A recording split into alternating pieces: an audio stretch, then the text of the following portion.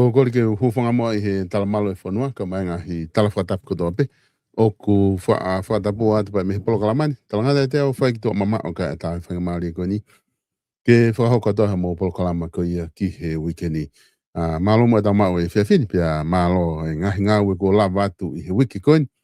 Tau situ atu kia i hanga atu ki he wiki fo ka hoko mai. Pa mai whatawange o kulelei pe e ngahi mea kota pe pa mea pina.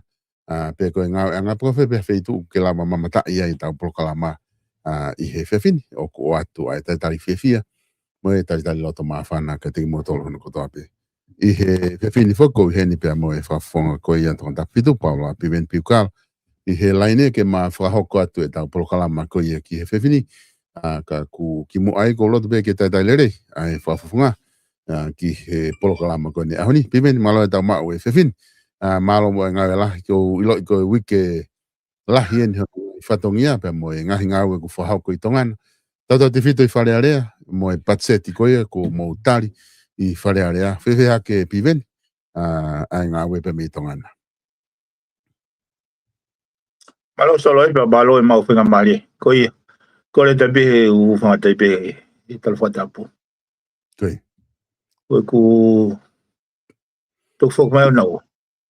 Ke iu lava alo tapul whamasinu pongpong toki. Alo a tapa o tuk tuku mai. Kau ki momo koe whanua ni solo. Koe moni. Koe ngahi nau ia koe ni ke whae ngau whare rea koe peke toi ke manifi atu. Na e ospe tope rupa o mai ngai la whanga ke mahu mai moni te. Mea tuku ni tapuru ko whinga mei hao. O whahasi o ke umea koe ke moni te. Ka koe ka ke taki mai pe ko mahino i pe ulahe o mea na i kai ke lava o maala ala me whare area. Pako ilo pe koe o ku sisi pe taimi pe o ku te ringa veri pe mo i whare pe lai pe mai upalpare ma. Ka ulahe ngai issue ia ku te keke fu lava whaka maala ala ia ngai ku whakaukau. Fulahi ki whanga whamapop ka pau te ki whamap moi pe ngai mea koe aka o toki hanga o whengi whamala. E koe tui lahi a kuia o to tonu ke mahui ngai a whare area ia he. Mahui ngai a ke mama mo mahino mo uhinga lelei ke kakai. Ai ngahi langa ngau e kuwhai paka pau ko hapalparema. Ai palparema ke mahino angi pa. Aha solo vaanga ai salo ko nga ke ua te nau puputu o fatupu lo to mama ke ko weekend solo masio hawa ne afi ke wa malo lo ko si ai kau tamaya hen mo nau ki po ka tuntun hen no fa ua mai pe ko ai pe ke tau ki kai ke to galo ngai popu ai usio ko ke hoa ka ko whenga pe ke hanga o whamanat o ku iai pe amanak lele. Ka ke taki mai pe, kau whakamao po opo atu pe ngahi mea o nega ke mahino pe maara. Iyo, Piveni ko mahino abito ai whakatala noa kuwhai, pia ko tiu o si nai whanongo pe toko lahi taha ia, o kakai unau mahu inga ia i he ngahi mea whakapolitikare pia mo e tau whare area. Na nau follow le rei pe nau tau riha no tuku mai koe he ngahi media pe me tongana. Ai ngahi tālanga koe na mo whai he whare area whika aku me tau patiseti. Pia ku hange ko hotala noa kulahi pe e ngahi isiu ia i loto ai. E lawa ke whai ki ai wakai. Koe konga oku mautoka ngā ki ai ke kamata whatala noa atu ka te koe polokalama koe whia whini. Whika aki pia mo e whehu i koe oku kei mahu inga koa ai ripoti a tita seni are ki he iho no whakahoa koe ke ngahi polokalama ai pure anga pe mo e tato te whito ke whare area.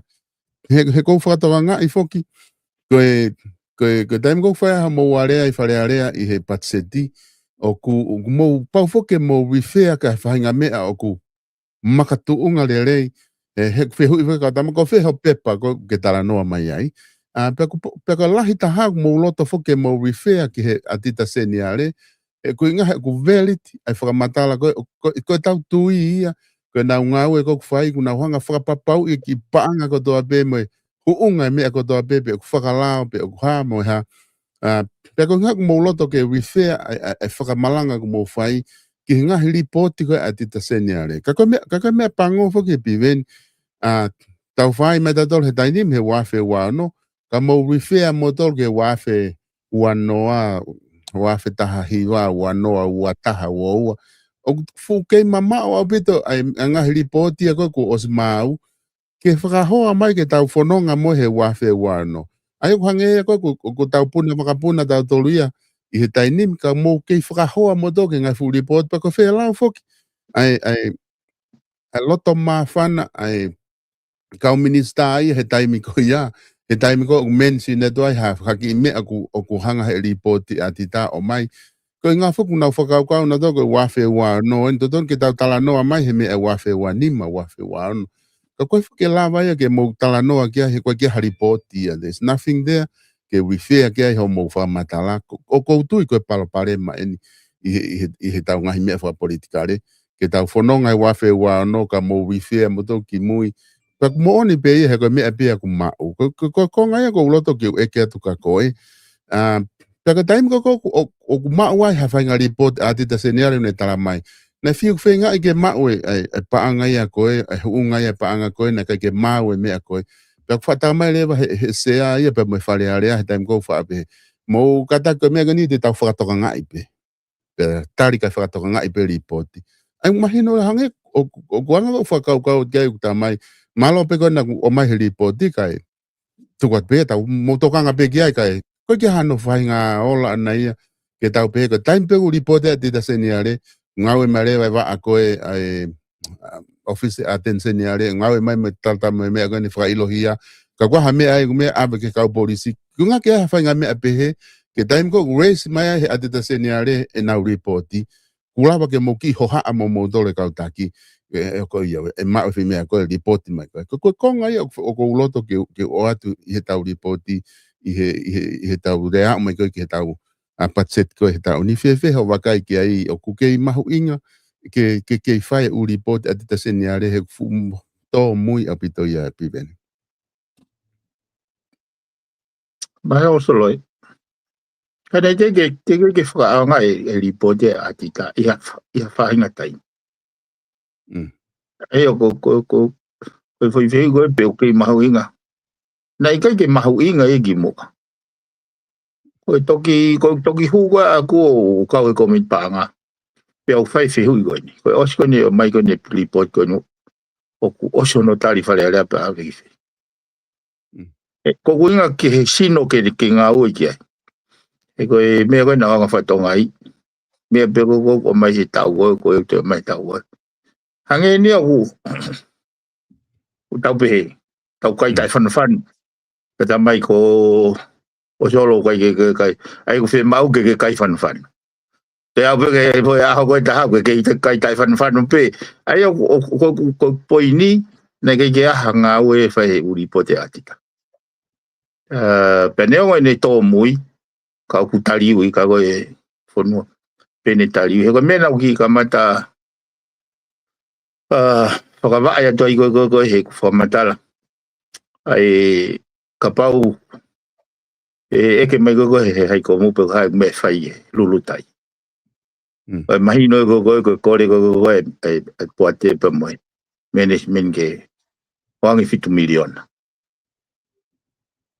Koe tari ka pau te o mao 5 miliona. Eke ke o ave au ke kakai te tau.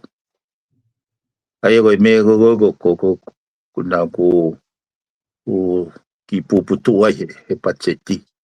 E nā kua manaki pe hao pare mea koe ni ma foi whalahaka fo o. Aki pe ne tala no mahe ne visone pa na kulawe pe te igaha ha patseti e toi liriu. Nā malawa he ne kamata fo o ke toi li kene liriu. O makatunga he uhinga lere he wange ko whatano ga likwa niu na o mai peha. Ngai fo matala ko. O ku hauinga maari na ne hanga ia o invite ai whakaukau koe. Neo na dominate pe ne party. Koi. Na ko ngoi pito hina teke o mai ripote atita e toko mai ripote atita te na lere e mau tipeti. E tok seni mai he pare me malolo e ripote atita. Ne teke u excessio ki ia fainga time da ki mo kako e atita ko ngata mai ke wafe wafa. Ai toi foi atita wafe wanima. Ke kamata ko ni wafe wano Ayo. Kako se hui ko be mahunga atita. Kapai ka ja atita pa ko me na tau ka ve ya me ngai tau me ko gimo. Ko atita ko ne vai be. Atita ko ya fonwa. E ko no moni ko atita ke nga fusi fo ya. Yo no ono fo poto yo no ono ore ai tu hau. Kako wange ko glau o fala ka mai nia. Ko gimo ene ke pege ha me ospenga we atita pa. Pero toi o kai ko ha mea whakaukau fōku hau moia. O tui ko ngai whakaukau na o si aipe. Kai malohi pea e whai ka vei koula. Ka kono li koe whai ka vei koula o toka o lunga he whai hala ko whatu tāmaki a whame koe koula. Whe maaki pe tauhi wā pe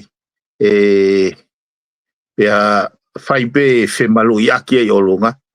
Kaku ni moholo kakai ai lalo he tana ki tu hau ai ko me ko ko ke he ka ko ke ka ko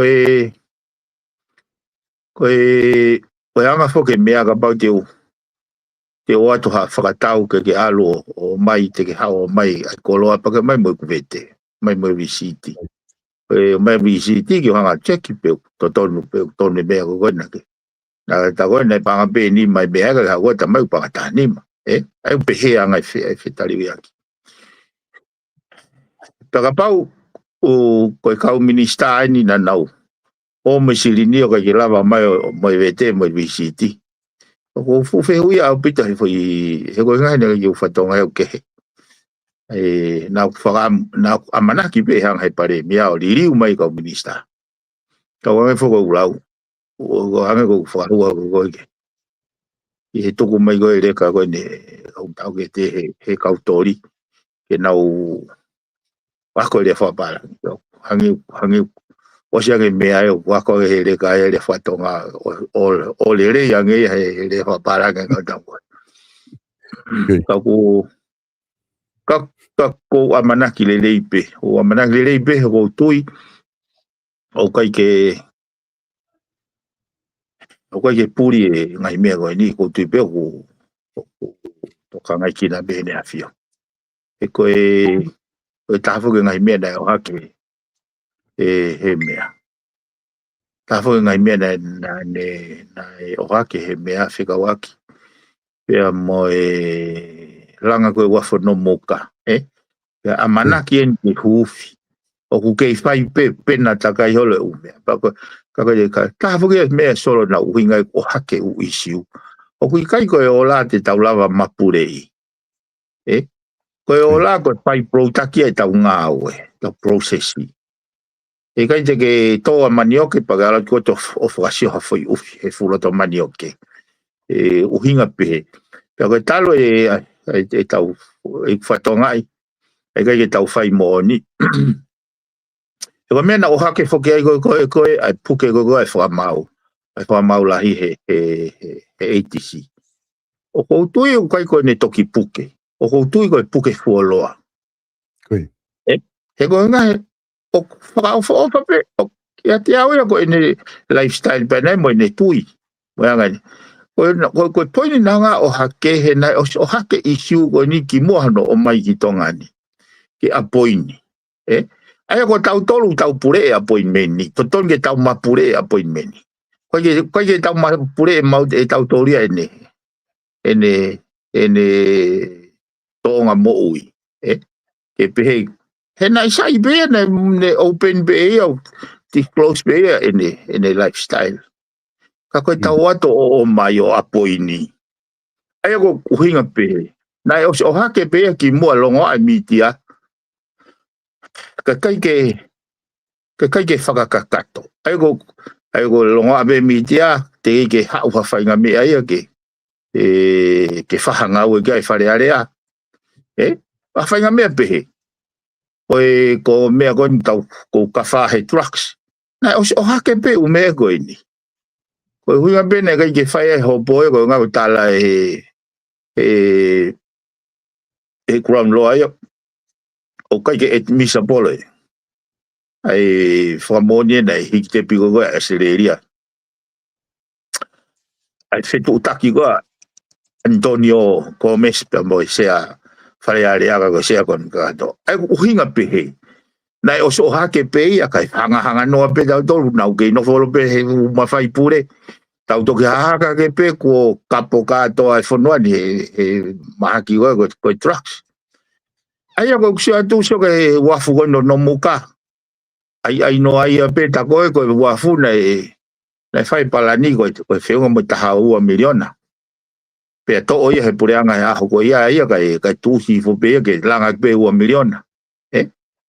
Ai pa ta ore wa ai ke o mai ne a whio ke hufi. Ka koe hoha ai he tō mai pe ki waki hako ia alio. Ai o hangere wa tau ngā oe hangeha.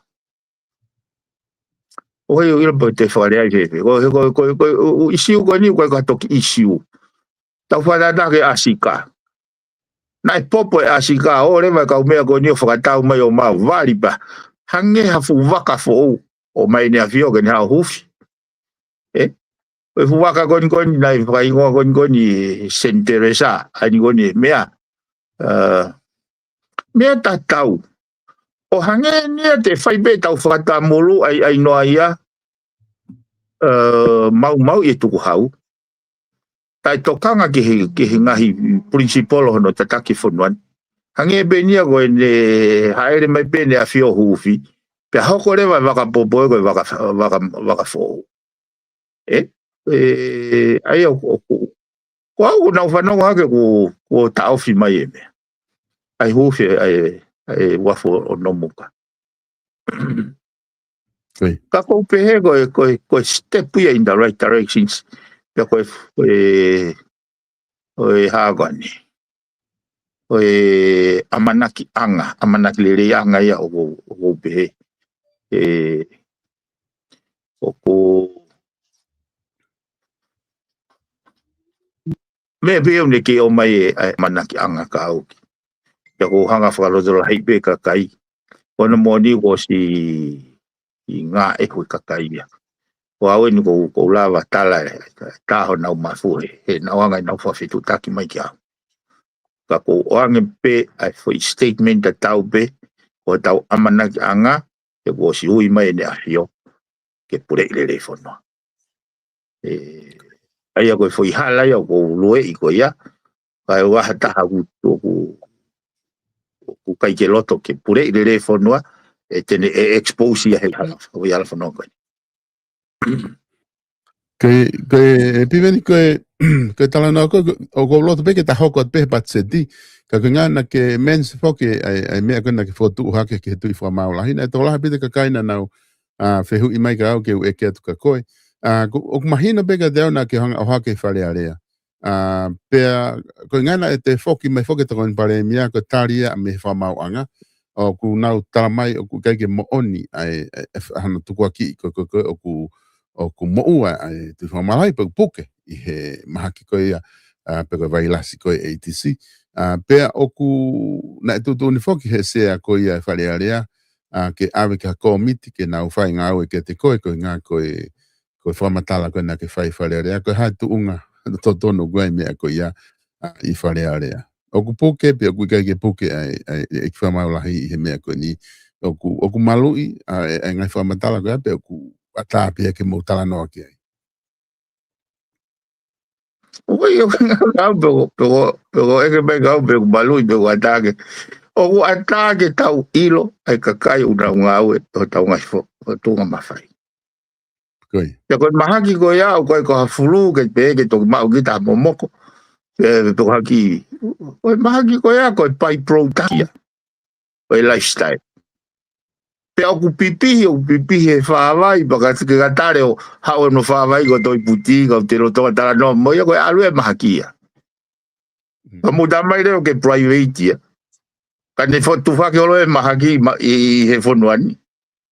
Whewe ka pau i puti tu wha maula hiba mo ni afio. Pe ane foi mawhatua ana hao e puta whaawai ia mau katoa te mea ku. Koi. Oku mahuenga ke tau tala noa ki ai. Koe poini ia. Pea koe mea taha o whehui e tōnga whakakaukau. Hange ko ho whamatara mai koe nana nei hao e minista lao whakaikai mai mei. Mei he whakamauanga. Ke whakaikai mai he lau tānoa ka hafo i lao. Pe ko au tānoa ka hahopo. Ke unga ke nau whakaikai mai he ko nau whatongia ia. Ko no whakatongia e lao, ko no whai hopo. Ko tānoa ko he mahaki. Nai tōni whakaikai mai mei whare mahaki. Solo ko hake meni ko tala noa koni. Pe waka whewe tau tōnga whakaata mai rei. Ko tala mai ke tō mai wakapuna. Ke ne ave ai mahaki. Emergency. Tōnga kai ke ave e mate. Pau whiu a whakangongo ke usoifo he lau ai tohi kore. Ke toko whee taimi o kikina whare mahaki kai ke kawa whare mahaki ai. Koe crown henda line ia. ATSA nia me airport. Aia ko kuinga e anga whee. Ke tau tari to o fua pe. Hatala mai wa maongau na whatonton mai mahaki. Kau koe ko nau expertise. Ka pana nau whatonton mai ao. Koe nau expertise ia. Pea fute ere wa whare area ke. Hamena ke nau eke ke minista moi. Hamena ke nau eke ke kau toke tau whare mahaki. Koi. O pai ke tau ware solo. O ke ela mea, o taha mea ko loto mamahi ei. He hanga wha fotunga konu nau whai. O nau pehe ku ware kakaite nau lau peo puke o nau puke ngusa ka wawonga. Pea tu yange kakaia ke mea kukou nau.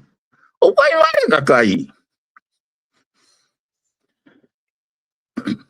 Koi. He koe ngā ue whoki e toko tahani o mahi no pe ne lerei ana ngahi hopo ko ne whakahoko wha bito. O koe poinia o whai whikatala. Naka koe poini whoki hange koe whamatala na ke o mai koe mahaki o whatu tāmaki.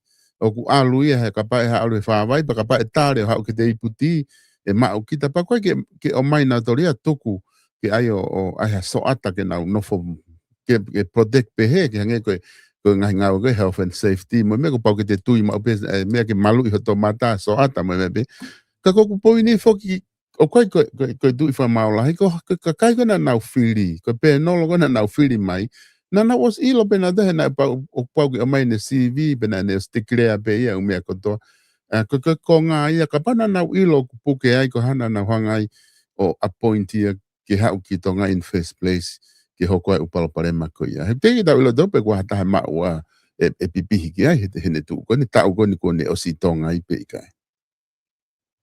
Solo na amo e kau tori foi a kau. Upau ke nau si moi lele. Isn't it? Ko ki watu kone o ki tori foi a kau e mahina peo no upau ke nau si moi lele. Ko whatano mai kona he foi processi ko no apoini. Ko palpare mai ia. He ko ngā ko toko taha peu ne whai o recruitment ko ni mai appointment ko. Aia ko poini a ko whima o ke tau tokanga ke. He ko winga reisi. Ko tai tokanga ko whare area. Mo ki mautolu ko ni he le volo ko ni. Ki he tatake whonua. Ko mautai tokanga ko ngari kowe i pe ne a whio ngari kowe i pe tui. Koe ai koe ne langa i waf, pea kai ke lava hifo te waka ia ki waf. Kai o mai o whakawhia te nea whio garato o hufi. Iau, kai fu manuki ia. Ko o mai wakapopo o ate ene hio ke ne hufi, ko fu manuki ia. Ko mea o kai ke uhanga o matatari. Ko no o mai ko ne ai tui fu amaulahi. Na o hake pe i tio ko ne kalai mo ngai mitia. Kai malunga so ke fai ka vei koula.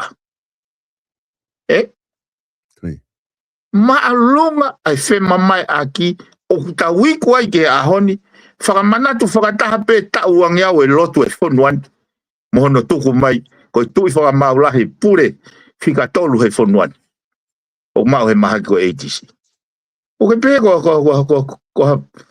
whakailonga ia o haola lirei o e tau whainga malua loi mo e whaasi a mo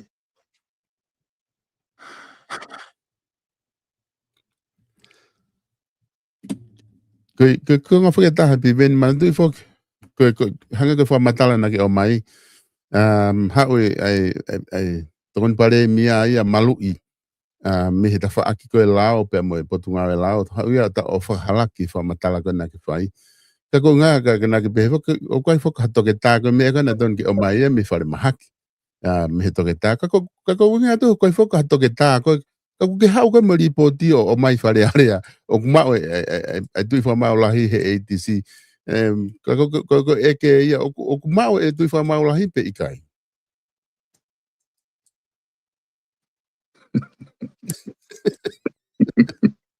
Ia ila te kote whakaparangi atu me te uto kote whakasiaina atu. Tawe ni mataha e ne noho mari mai tangata.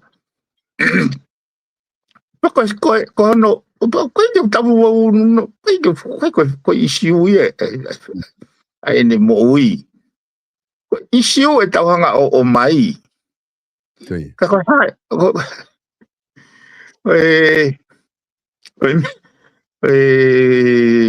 ngari mea foke a Lee Niu pa mo Singapore. Ka koe taimu kana haga Lee Niu o furi a Singapore. Koe e rito ia o e mea nane ai whaito tonu mo ngahi values whakalotu. O ne whota ake whonua au koe futunga fiski mo a koe ni. Koe kuna fuko whakakau koe ki e ni. Koe mepe ko lava o whakamaapopo ki ai fuulahi. Ai whakamomore o lunga. Whakamomore o lunga pe. O hiku ai e umea koe ni. Mana toi ko foi mea totoni e mauinga koe mea pete ke toko e pete te utu. Ka pa awanga ulau o tō pe manioke. Te amanak pete te utu e manioke.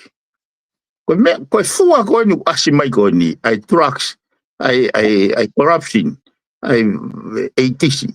Ai u mau i koe. Koe mea pena i tō he ngai tau mai koe ki mua. O koe ko hame ego toko pehe ko toko ohovare hake. Tau toko ohovare hake. E ko hunga whokia ko koe, o hake au koe koe, isiu koe ia, pau te hake isiu koe. He na o mai meisi, me he AFP fumea koe ni koe fu public news. Ai hiki koe o e whetutaki. Ai sea whare area aho koe ia. Sea ai whare area. Mai fu trucks ka te oro koe ni mi Colombia. Ke hoko atongan koe hap. E nau tuku aki koe o kokeini me South America ki.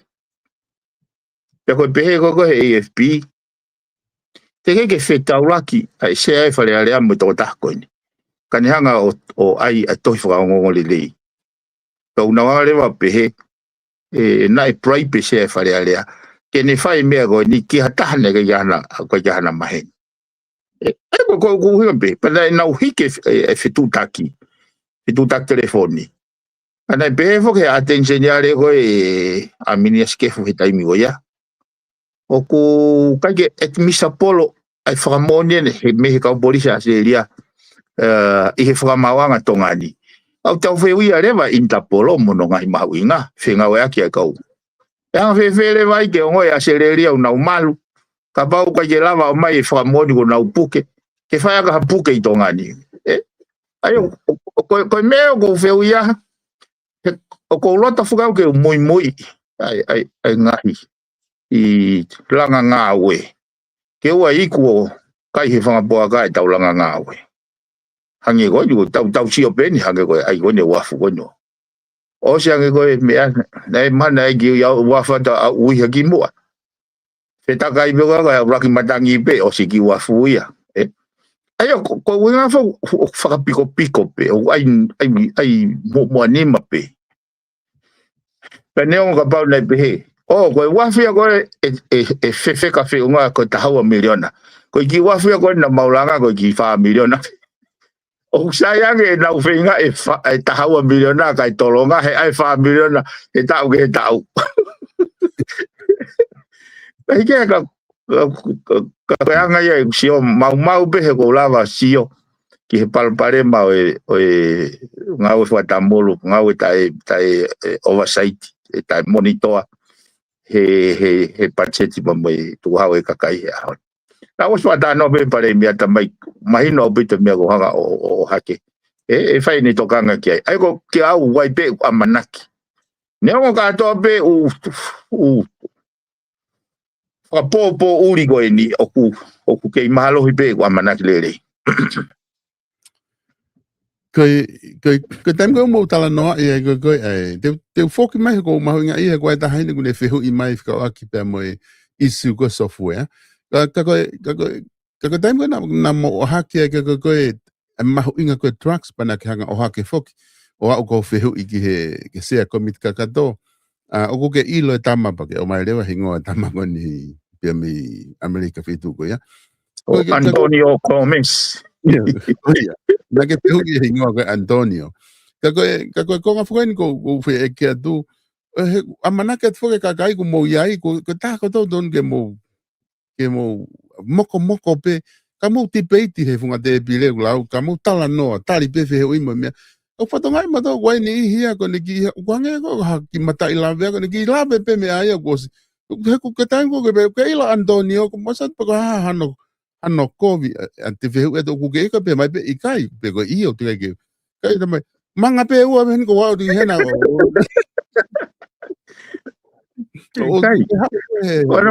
kono moni ana ko foi ataka ya very dynamic ila bataya o ila bataya box pe ayo o fo tu ta hawa dol fa kai o ata ko winga ne ha ko ni su to ne fo ata ya ta ha fo ka ilo ha me ne le pe ne fo ha fa le ka pau he kai ke o mai ku pe ko ni su to ni go ya kai ke te ta wo pe ta to ka ke ta to I li to le ana fa ilo ta ta tu pure fo no pe ni fa lo mo pe o na ya pe no intention so no hinga. Ya pa o pe ko si o go wai ke na. Kai pa o no moni o fuanga maheni pe foki. O kai ke tu go fare ke hanga he o ki o ta pune kakai. O kai ke tu ko me o lele. Ko si o go he me go ai na tai ma o si a pa mo loi. Mai tai lo ke ko si tone. Ko awe ne solo na o sanga download ai hinsa di ko le ko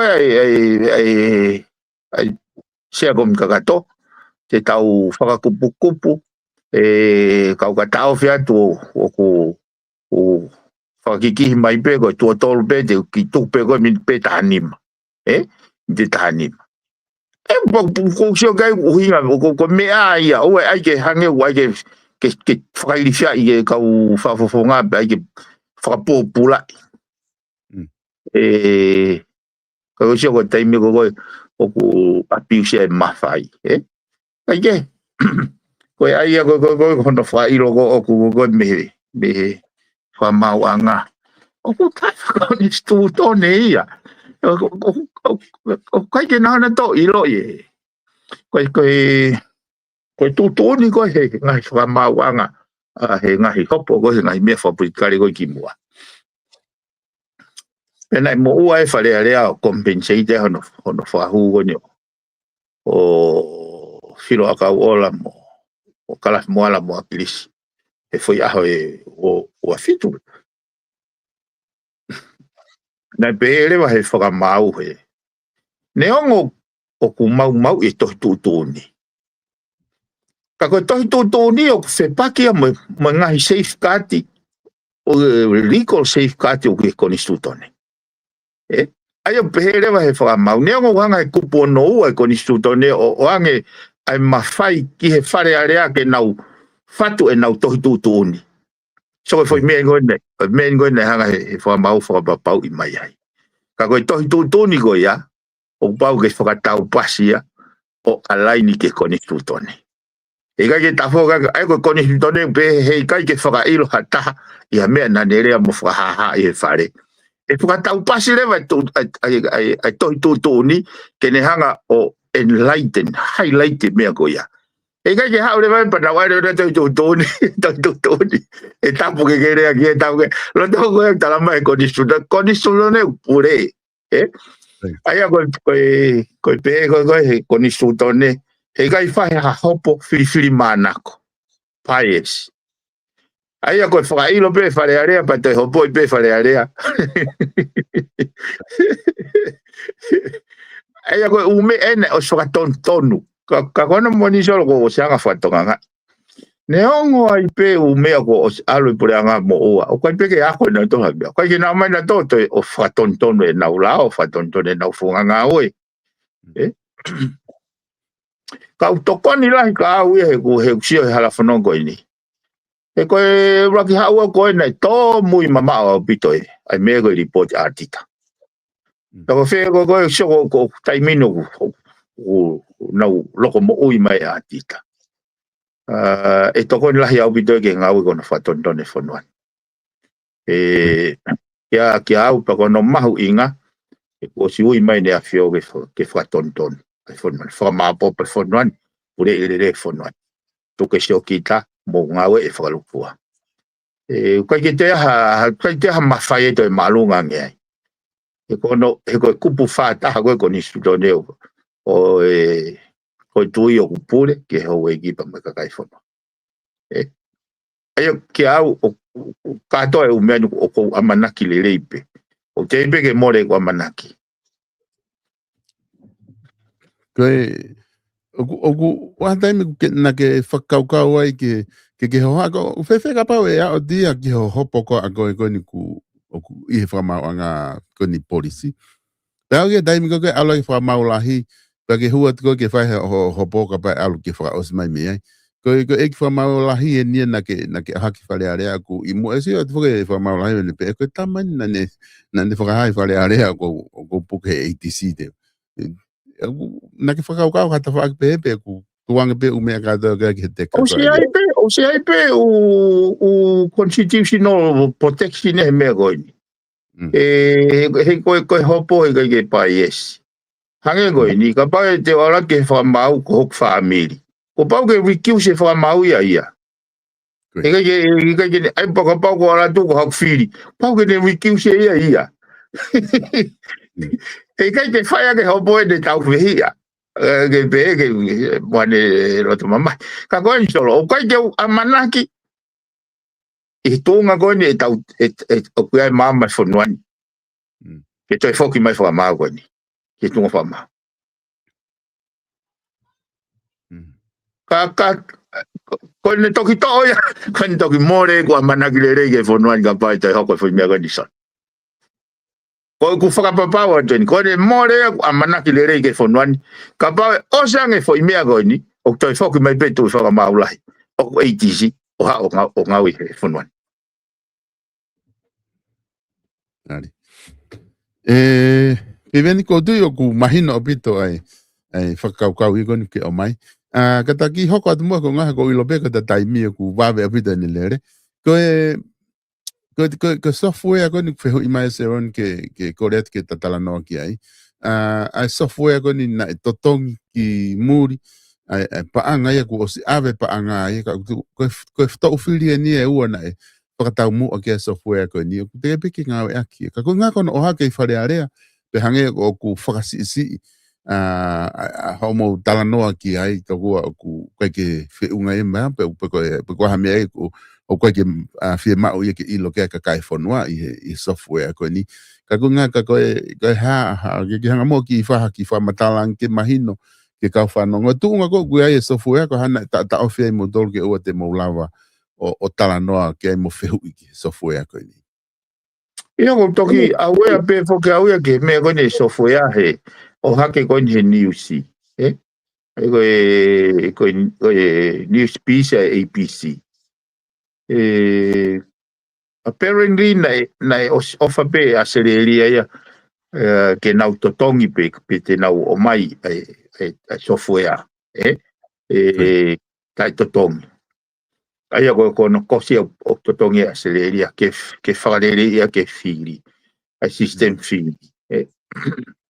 Koe i hanga ilo, koe i taula aia koe pe ke tokoni ke system whiri kai pe ke uingarere ia. E kono uinga ka pau te mohanga sio ke practicality o koe ngahi polo i ngahi kolo o polo lai pepa pe.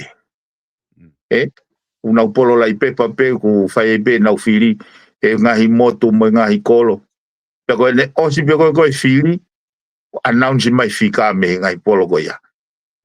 Tāna ki koe ke hafu complication ia ai. Mahalo koe le sisita koe ai kau voters o kosi ai pe ai ti FATUFONUA ia. Ai o koe ke ufuhanga mai no ka koe mea koe nei asi mai koe he whakamatala o koe ke i whakangong ke seni mai kau. E ko amana ke uhanga au ia whakahuki whare area ke whaiha Royal Commissions ke. Ke au nā ku viritaki pe whoki he mauhu koe ki he kabineti. Ke ngau ea ke fo i machinery ko ia. Ke unga ke asete ne mau hoko. Ke unga ke osi ku aonga. Neongo, pe ku neongo o whakamore paanga e solo mea koni ko tāno ke. Kau kai te ke henia mo lauga Einstein ke ako. O whakamore paanga e ako. Kau te whakamore paanga lahi yange a tai ako. Ai ko wherewa fo i whakamore ko te tau whai. Ai ki au, e whakamore paanga ai ano ai Royal Commission kene address e u whai hala koe ni. Kau toi whakamore paanga lahi anga pahe ka ke tau address e ni he Royal Commissions. Ai nia koko ulawa ko tala atu koe ata koe na usio he asika, ata pe ko usio he lulutai, ata pe ko usio he software koe na, ata pe ko usio he langa uafu, ata pe ko usio he mea ko toa pe koe breakfast koe whamore koe breakfast whamore koe panga no miliona COVID koe u ata pe au kuasi mai ai. Ka koe poini hoki na kai ke tauhanga o se asika liriu e pure anga engineer rewa atala ke tia mo nau kauloa loti. O hinga foi ku hanga whalawe i whare area koe kup whawha ko ni sutone uni hanga ea o oange ai discretion ke ne afio. Ke ne whe oange ha hingo whakalangangi ke atahape. I hene own volition be ana. Kai keha hano kai keha pepe sia o me. Hanga foki he kau engineer ko ni o whahure vai ku valdolu. Ai whakanofo he tui ia, he tui ni mai ne kau loa loti. Hanga rewa he kau engineer ko ni o whahu, he kau loa loti ko ni he ku valdolu si. Koe aio, koe penolo, koe hanga he kupu ko ni o fotu e penolo, koe subcommittee ai privy councils. Pea koe penolo koe ni u kau gai lo chancellor, kau gai whamaulahi, kau gai atensenyare, pea moe kotoa, koe kau loa loti. Ai o dominate kau, he loa loti e ki penolo koe ni, ai o mahino pe ke whonuani, sino pe tahau ne whai u appointment mo u recruitment koe ni, ko talaketi.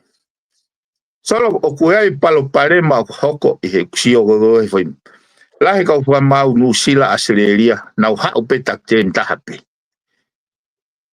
na mau au ia tok se tau laka mo tam fa mau eta na I he ni ki mo na ni fa hanga ia o tafulu ia o kamata ka ko o sia ki ko mau hopo bribery na ai pe ia o hopo bribery fa pa ila ia he fa mau ai o ma fe tau laka be mau ha feitu upe ai o de ko me ko na ilo ia ko wai o ne whakarea mau pe hawa o Mr. Piukala. O ne ilo e pai nei. O toki mahino kia au, na I fie hoko peta mai koe ni, ka koe kai koe ke ne whai loto koe ne kau ki pe nolo. Aia o kou lawa sio ke palparema koe au asia au pitoi he taimini. Ka wange koe kulau, koe tai tokanga ia wharearea, nau tukaki koe ne a fio ne anga whire pe nolo. Ka ko wharearea ina nau hanga tali e lao, ke ne hanga force fit. Ti mene taha ka ulavet kia he koe kātoa pe umea koe ni koe umea i tau tai tokanga kia. Nau toki lawa e uhopo o whakapolitikare, tutunia kau whamau lai mo kau whamau tangi. Koe tū koe taimini. Nai kau whake Privy Council he executive he aho koe. Taimini koe ke toi kau e. So koe whai sino whare ipe. O hui kai ke ia ha mawhai ai ke pehe ke toi ia ha mawhai he Privy Council. Koe ne a fiope. Koe whai toi aia koe ke ai ke whakarea ai. Ka aia koe pehe. Koe tūtūnien ai whatato koni. That is unlawful. Koe mea koe o hanga whakapapau e. Ka iaha mea koe pe mai koe tutune whatato koni koe iaha mawhai e whatato koni ke nau tutun. Ka iaha nau. Koe mawhai e koe tu ipe. Ai koe whakarea.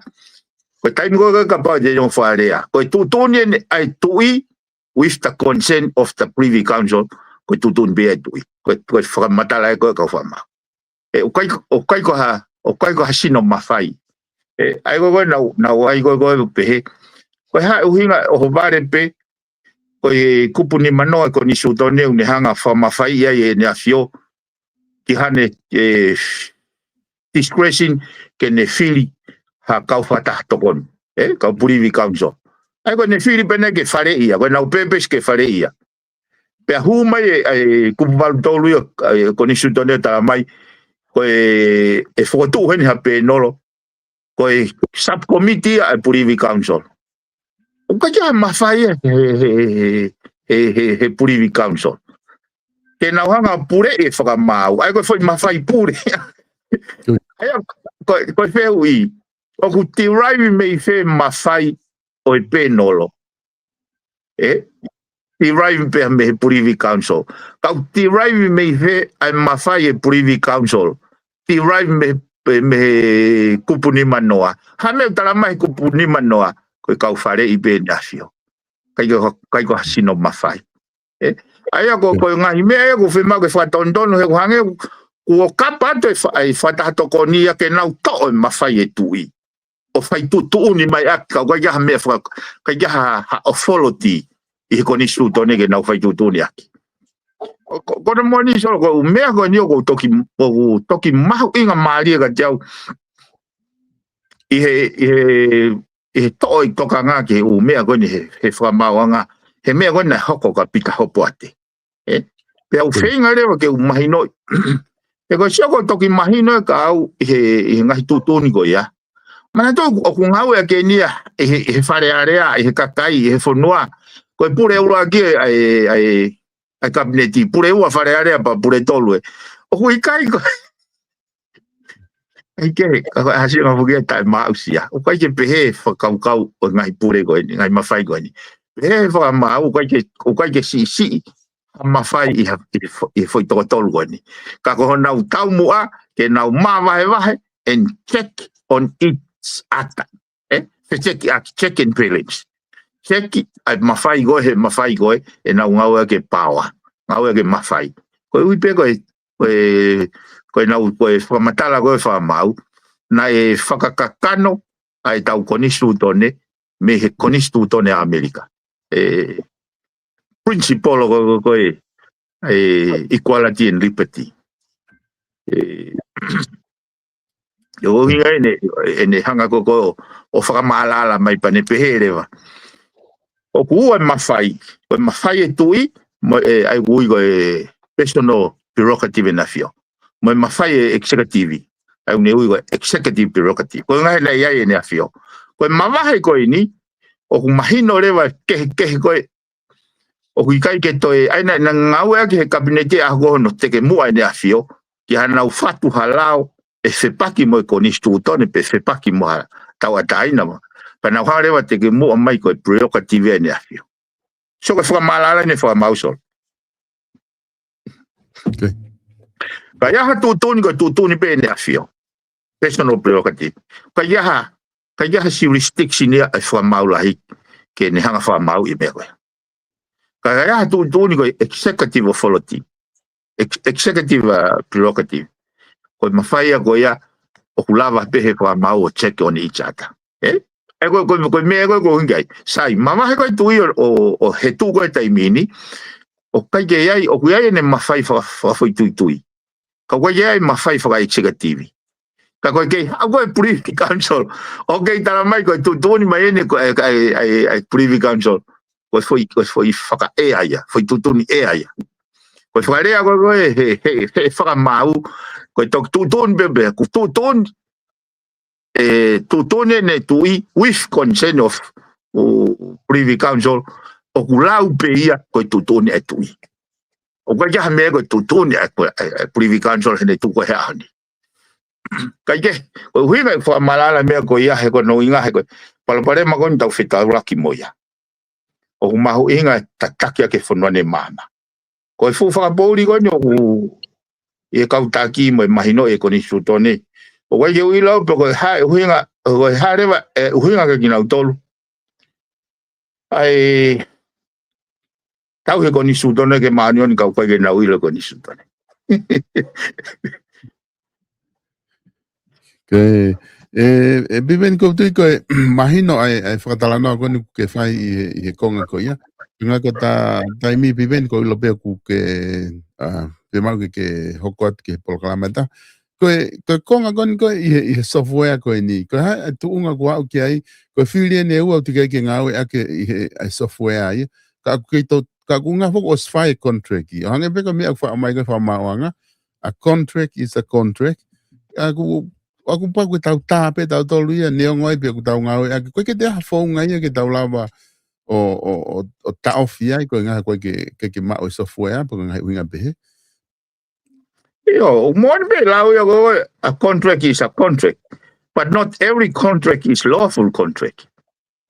He ko wa ya me ko contract ke ai to ta be ko ka sio. Kai to ta be ko o ko point fo wa ya ke te ya software ai ya. Te ke nga wa ke ha me ya software. E ka ko to tongi ya. Ai ma ko fa no tu ma ko to tongi valuki lu ya ko te pe ke software ke fa nga ue. He ko no mo ni wa ko lau construction e contract ko ni o ka te ke construction e contract ko ni ka tan hala ko ne no. Al mo wa fitu million. Wai me ya ma si ko ko tan la fa te fe u ya pe fe anga tu ko ai ai fare ko me ko na wai ko follow the intelligence ke pe ha pe me ko ta mai tau o mai ta val miliona to kon ke lolo pa ta wa ta val miliona ta mai o mai to po fit miliona ke to kon ke lulu tai pa ta wa pa we ta o hanga skuta nice to the paces o me ko ya hange ni ha hey lo ko anga si o kai hange ko kula ko aku na ma ma toria o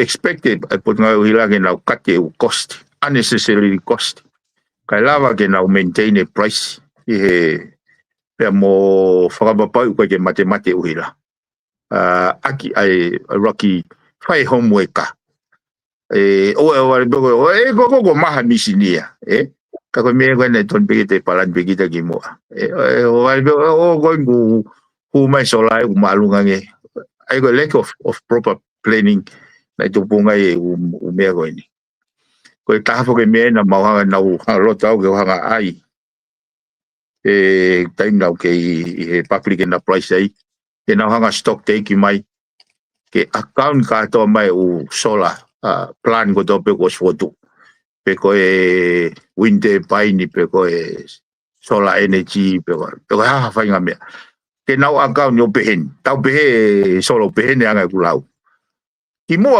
o ku ia ha renewable energy na tau na e feu mai tau u e lolo na tau u hata ke tutu ke misini ke mai tau uhila na feu mai mo lita te au miliona tau be ko ta no fa da be sai tau foto mo le vai ai winter paini ila pa hanga he winter paini a frasisi ke ho fulu miliona tau tutu be hiva no miliona foto le mo i solar plan energy i kolovai hanga ia tute hanga ia frasisi ke wila lita ho fulu miliona alwi foreva tau fa more ke va no miliona pe ke pe ke account ai mea ko to pe mandu wai le ba mo PBA ko tau hango tu hifo ko ya tau tong se ni te tau no ki kau ta ha ko ni renewable energy ai ka pau ko hinga ko ke nau account mai ke mea au ke ham te ke la va eso au ke pe ma winga ke ha me pe e kai tau la to monitor pe tau alu ke tau ke ma e tau hila pe alu ke renewable energy tau hila ka pa ke tau ma information ko ni e kai ko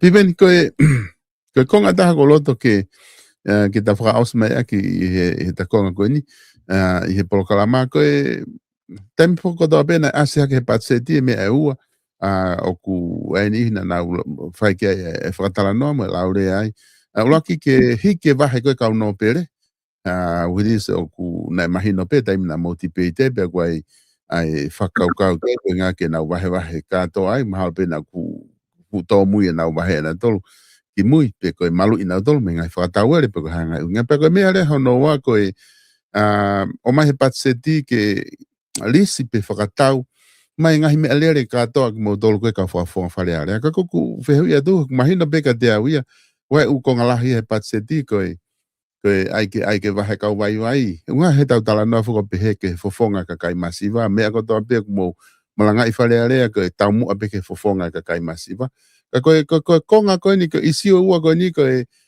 konga pe no fa palani si he kula he me patseti ku ai ke fra ke ka kai masiva ku tau mu ngo me o ko ni ka modol ko na ai ka fale ale ke ata mo me ale fo ko fu fe ma o nga me ko pe ko fe ma o be he pure anga ke para fo o ko nga ke mahina ko ka taki modol he i he fale ale me pango na kai ke o he fare area he foi he tipeti me ko ne kai toki he ka mai ha ko ki fare area o ko fano fe la wa ki ko ka kai ka ora to pe hat ke ka o fa fo mo be na ai fare area o ka pe mo to le ka kai se ga wa ku be ai ko ne ai me le o ka ke o hinga le ka te ko te ke fano wa he foi ko ma tipeti ko o te mal na to ma kai me wi ke ni ke whanongo he mea koea. Ka koe poinien solo.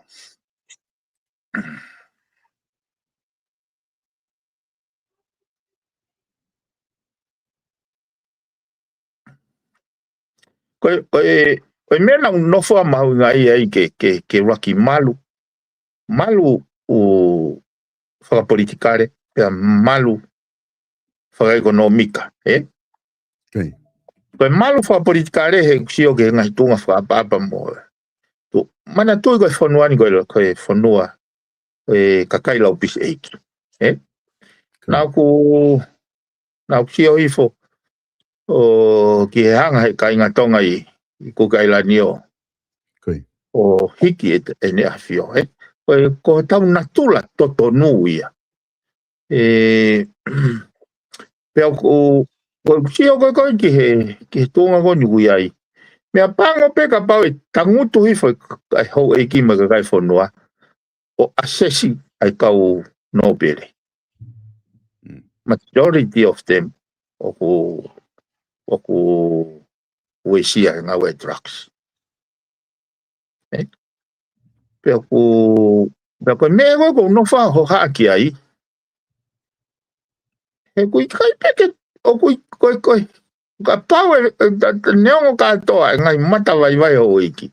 Pe na hu mai bena do ki potsiasi, aki faikawa, o aki mea FATUFONUA, o mea lelei beka kai wake. So o kai ke foi fai ke ia o mea ulelei mai mea ko vi hanga e tau FATUFONUA. Ka ho fe uire wa. Ko hai tene malu i nau tolu ki he lelei whakaluku fua e whanua. Ko hai. O iai kere ia nau tolu pe ave he kakai nau whaababa ke nau tolu. O koe te hange ewa mau tolu wani ka whaafonga kakai. Ko pau ke mau whai lelei mau tolu kai toko mai whaababa. Ai kakai. Koe kau no bereu to fua pe ia. Ai koe mea ko uhinga ko iki ai ke tahanga malu i nau tolu me ngahi paloparema. Wai whake lau philosophy au pe. You either face your demon today or they will raise your children tomorrow. Ka pai ka tau hanga whai to o mea koe ni. Ke honga ke oe alu hake tau tangata. Pea koe no ai a wau whai he kau no pere. O kau o lau beu sai peia. He koe mea ete, ai koe mea ko hungo ki ai. Neo o mahino ka au ia. Koe mea koe whai whakaukau koe politically correct. Koe wala maa. Ka koe whakaukau koe a kuhe. E neongo e te i tātu ke no ai e mea koe, no ai e mea koe. Ka hikai pe ke kau kua ke mō re whakapapai ka kai mea no tō. Ka koe haha mea ke tauhanga o whingai ke pure i le re whonua. Koe malu i nau tōru me mono mau i nau tōru he corrupt, he drugs, he ngai mea pe. Sai koe. Ai koe me koe nau, whakatala noa i au. Koe ne hao koe tau pe. Ai koe ai whainga pe. Koe nau osi lahi pe, nau kere mogo lahi nau. Koe uhinga, ai koe nau uhinga o hake koe lao kere, ka ofi mama he lao kere ke nau risi. O ova e nau risi o mauha nau se niti e pesete ni mau e nau tofia. Ai tau peka pao koe ne tofia koe eka te au. Koe eka pe nima e ngofua ke ne hanga. Koe eka pe nima ngofua ke ne hanga risi. Koe eka hiwa nima tapu ke te au ke ne risi. Koe ne, koe eka nima koe au o wharea ia he lao.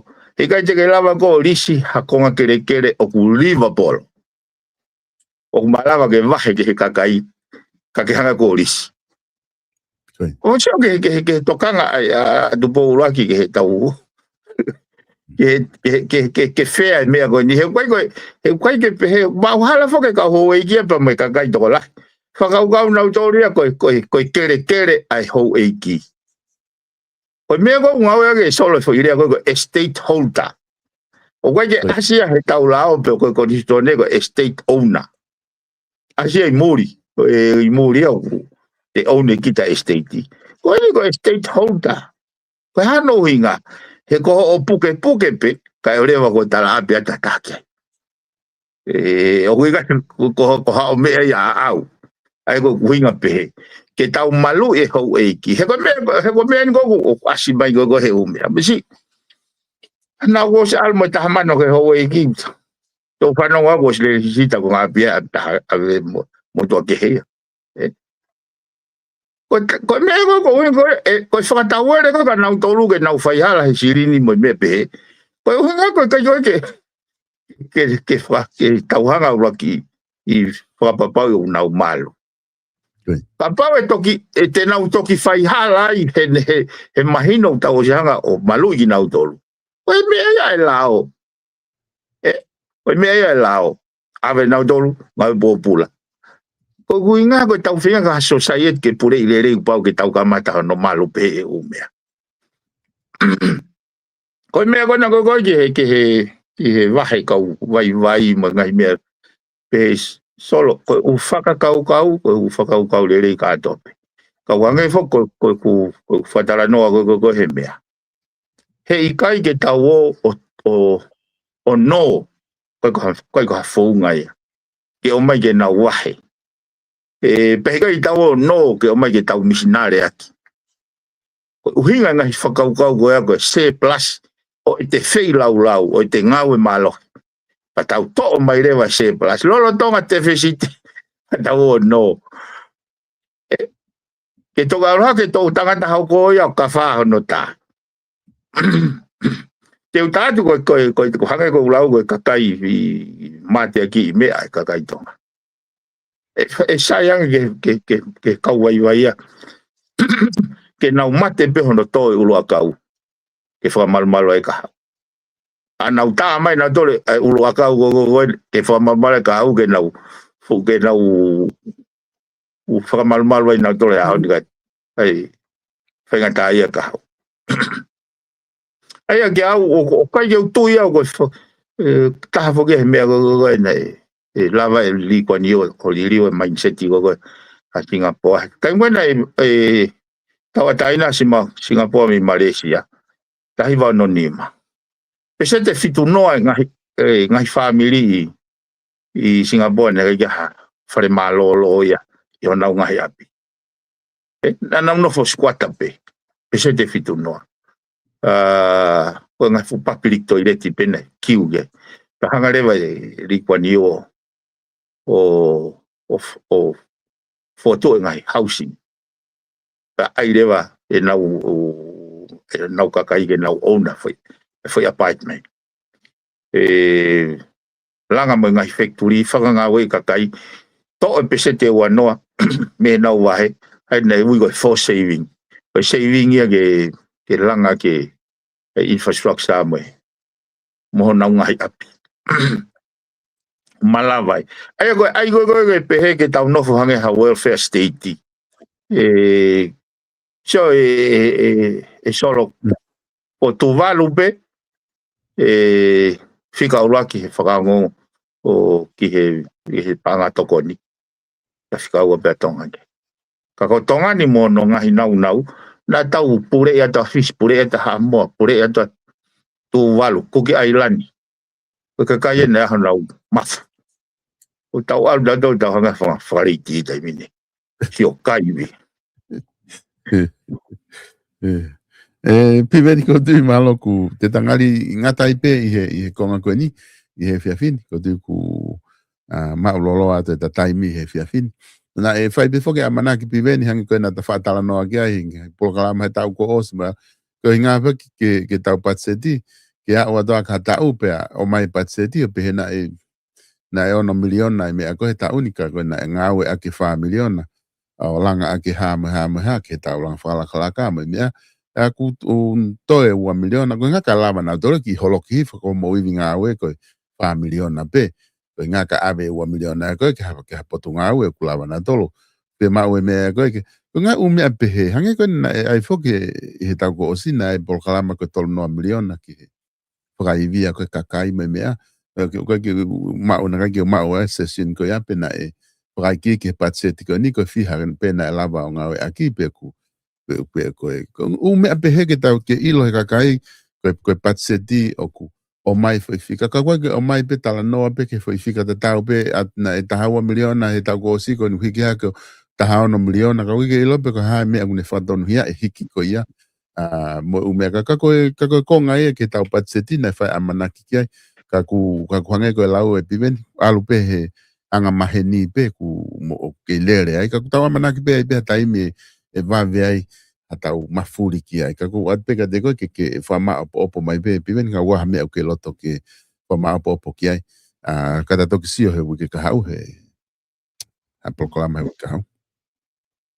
o mora bito solo fata no he na amana ki au ge matu na mau mai fe pore ta kosi o si laine mai ai patseti na ki hanga pe o ki challenge ngai pot ngau na uai ke na uri we foto ngai patseti kana e fulahi kana to ngau he ne ke ma po pe u me po be tuang e foi patset ko ka na ngau mai me ta kosi ke foi patset kon tau ta noi me apa ko fogia ma furi foge pureanga te fok ka do be foi fola haka ya ke foi haka motua ai ni ko ne to asibe ya ko ni o ta foge me ko hanga o tau ka ve ke a honi ke ne o pe to no e pureanga o te ai ko ha faka kau ke ngau e farearea ke riu e pureanga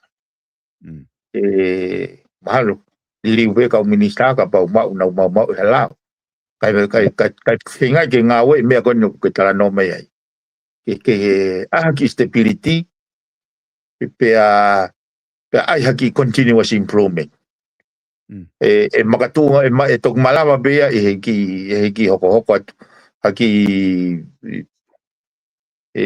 sustainable pure anga oi ai ko no foi ko fanga i fo Kai na ai fo ke ngai me na o haki fale ale fe tu kwa ki he ai to anta pio me to anta pu ni o kai ki hanga i loi pe awe a to anta ni ma ki ai ka ki ko fa matala ko mau o hinga ka awe me na fa ki ai pa mal de to fa mau popo a ku fe tu taki ka ko ko hinga fo ka to anta hiwa ia ki to anta ni ma ko e ke atu he kauta ko ni me tauele ai whakamore o tire e ngawe saini fo ke konture ki e bahufi e tui ko fe ko e mapuri ko e pureanga ki tire e ngawe pe kai ke ngata ki tire ko e ngawe to huma ngai apia ko na osmawe compensation ni he na osfai fe mai no akia ke tolu miliona ai compensate ko ngai ko ngapi ko hu holo ai ko o fe ko foi mafuri ko ne pureanga te huma ngai familia ko ia ko mea hike na to me tol miliona ke valu ke tawo miliona timing go tau mana wasi he fe ngoi ka tamatambe ka tamateka ayo ko timing go tau fe hui ai ayo ene timing ko na ki tolo ai ko ya ku tari fo ke ka ta ai me apa na mantu ko fu ka ta mu ria ba ure na mahala na ha na to mo mai o mal me amount ge fit miliona kai ke solo ko palpare ma ko uhinga ke kai ko uhinga ko palpare ma unstable ko pureanga he ngai uhinga ko ini yo mafuri ko pureanga he wafe wataha hanga na to sirini ko na ke langa ki ko wafu ko o nomuka to e na utol Kai ku fatamulo afia no muga amana ki gon ke ai go ke hufi he ngai wi ke mai gon ka hoko to ge ha ko yo ko palbare mai wafu ya ba asile wa foi fatamulo asile ai popo ai vaka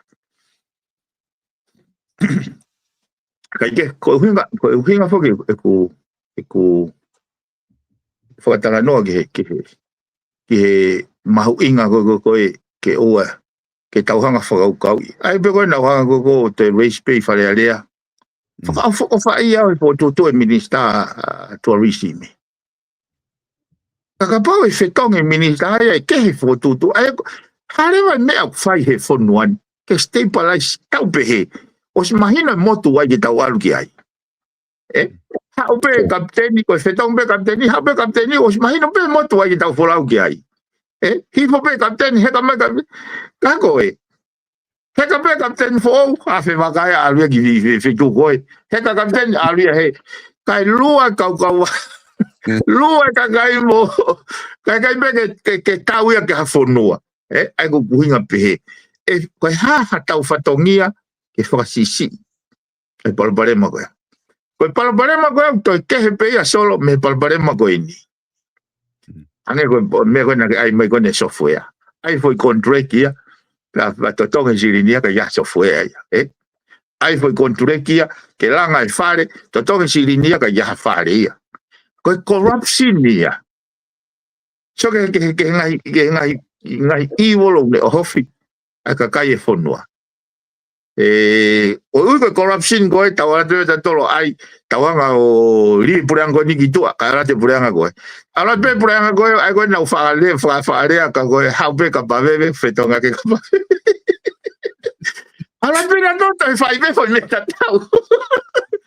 Koe ni fe mau ke tau fenga ke tawanga o ai ke ngā ue, ai mea utuhu i he koni sutone, i he whaama tu pōula ki ke o mai kau whafonga kai, kau whafonga hau eiki, ke ngā ue koe whare pēta, ke le lei whakaluku fuai whanua.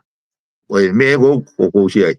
Oe kai eu toi interest au he whainga whakaukau koni. Ai oe, sai tupe ke nau ki lere, ka tauhanga o rina tō ki tua, kai eu te aha whainga interest au kia. Pe kou ilota, pe kou itua, kai eu te aha, ko au, o kou mau ngai angi e taingo ko malolo ai sol. O ku mahino ka te au.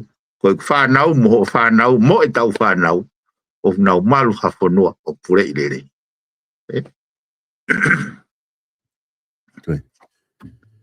Mahino apito ai whatara noa piven. Malo apito e mau e whainga maari e ahon. Pea ku kamata ke mahino ke matura ka kai whanua i whawhekiki koe nei whai tonga tapu hiwa, tonga tapu lima, men sina ke whoke 50 miliona. He mahino peka te au e mea e tala noa kia tonga tapu lima. Tau whinga ke taofi. Ko tau tolu koe ni kautaki, koe ni hunka mou tolu. Tau whinga ke tau taofi e umea ko ia. Kai vile e te tonga tapu hiwa. He na kai taofi na toki hoko pene tau ko o si e 50 miliona na totongi. Na kai ke lama taofi ka ko uhinga oku tu positivi pe whakakau mo mea ka kunga ka mahino ka kuhange koe whakatana whu ke o mai piven koe heke ke tuku aki ai 50 miliona ka pau ek he kautaha koe hinga heke na liriwe pureanga koe whatongi ai e pureanga fo ou ke na watu na tolo hoko e mea na ngatai e pureanga koe kapate na tolo afe na tolo he i halake kai tukuange mea na kamatai, ka mea bene hoko, ko tau tā paanga peo ki he umea koe na e whai, ka na totonu ke hala te pureanga koe hoko atu nā tolu, me he pa nau toki hoko atu ai. Ka ku mahino, apeti ta toki hoko atu pe he u kawenga koe, ko tuko u kawenga mahu inga iha no whaloloto pe ke mahino ke kakai. Ka ku whamalo atu e piven, i he mau whainga maari he whiawhini, lawa ke whahauko e polokalama, tala monu atu pe ke he ngā ue kuwhai, ofa atu piven, ta toki hoko atu he wiki ka hau. Malo solo ofa. Yeah. Whamalo te kainga, he lava koe ke moukau mai, tau polokalama koe i whiawhini, FATUFONUA fo ou, pea mo PAULA PIVENI PIUKALA, whamalo lahi atu i e ki modol kotoa be, na mo me ai whehu i lava ki ne tataki. Ko ngā lahi tau polokalama, ko ngā kua e taimi lahi o ku whawhalala u whakaukau mo e whehu i e ngai whehu i koe i mo o mai. O kapa wofi mai he mea kou whai kia tala noa, ku lawa ki o ngāwe aki.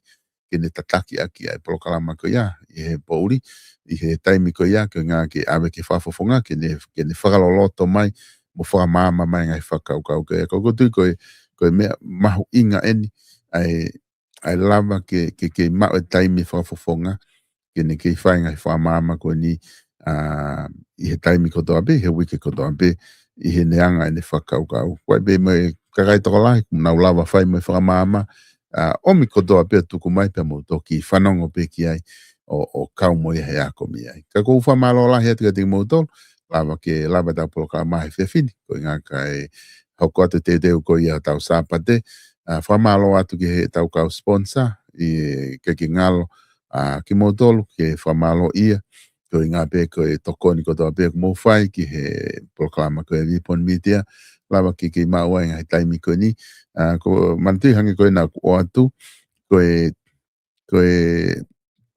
lere atu koe ni koe mālo koe polokalama koe ni o ku whinga ke alatu pe he wike kotoa pe koe toenga ngai polokalama nau ki whetongtongi mai pe koe ngā koe ku mo ua me ngā ue ku whahoko o tui mahalo ki tō konga ki mui tau e tō ki foki katoa mai o proklama o lere katoa atu mahalo he lai neo. Novema po whia, kaka lelere atu ko ni te tau lelere peheni pe, koloa pe ke o atu mo proklama ko ia, au ku lava o atu he wike kotoa pe, fatufonua fo ou, ato ki whetongtongi me rewa e whanki proklama to e ngai.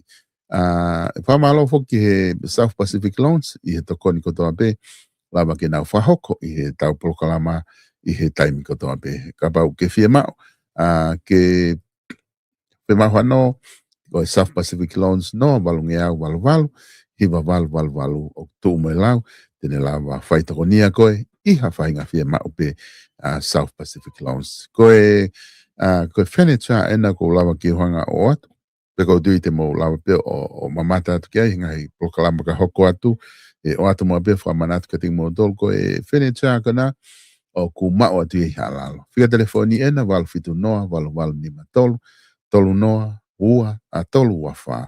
Koe ngai fōtunga ena ngai whenecha ko ia, o mai be me loto Amerika lahi, toki fōtu kotoa pe, ka ngai mea fōo kotoa pe, toki fōtu kotoa pe, o teu ke whakatau atu. Ko tui kwa taimi ku ke whia mao ai, ngahi mohenga, mo ngahi toloa, mo ngahi sete pile kai, moha whahinga whenecha pe, ke oa e to e tatau ko ngaki ngahi katoa mari, birthday, o whangapere, me o whanga, te ke lawa ngau e aki chero whenecha, i halalo, walu fitu noa, walu nima tolu, tolu noa, tolu wa wha, o mana ke te tuutatu me nau konteina ta, i he wiki koe ni ka hoko mai, ko tui koe whainga maria ka te mo tolu, ke mo hanga o whakataua, ai ngahi whenecha ko ia, te ke lawa mamata ia, i he ta i behe telefoni kona, i halalo, o ku o si set up o pe ai, ke lava ke mamata ke ngahi display, ko toinga ngahi mea ia ku whaapuha pe ku whaou, e whatau pe ke toki alo whotu,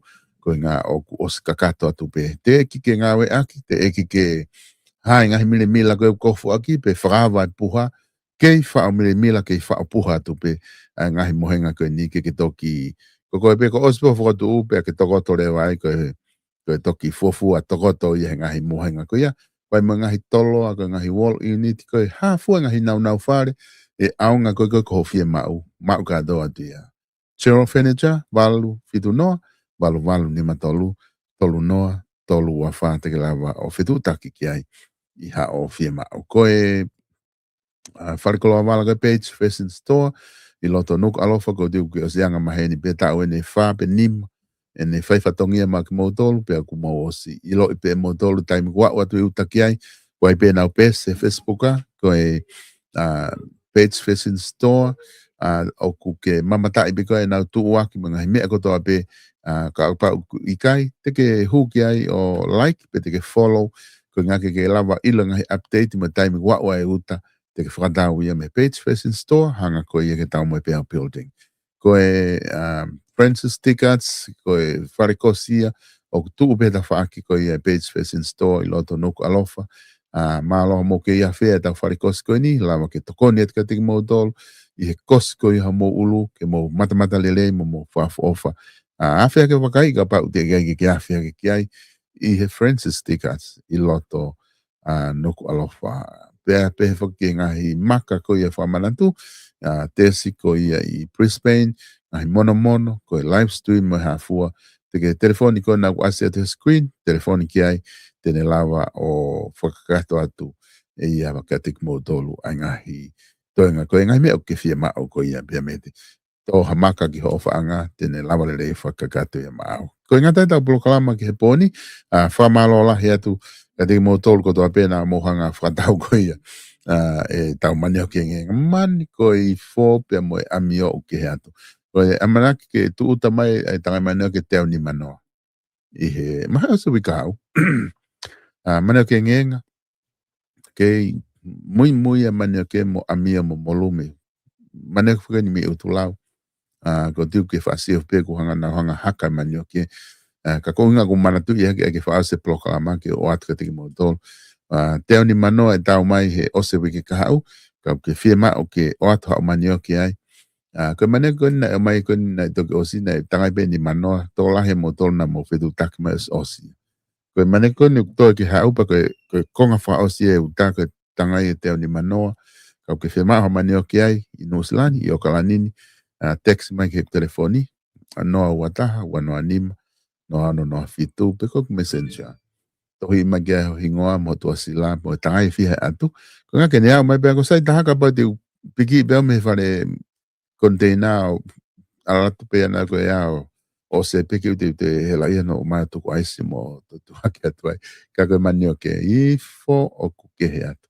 Toki whitu tak mai peki atu hatangai mani o ke kapau tiki whima. Mo boria o whake mo maasa patilele he wiki ani koe ni o whaatu ko tiki mo tō.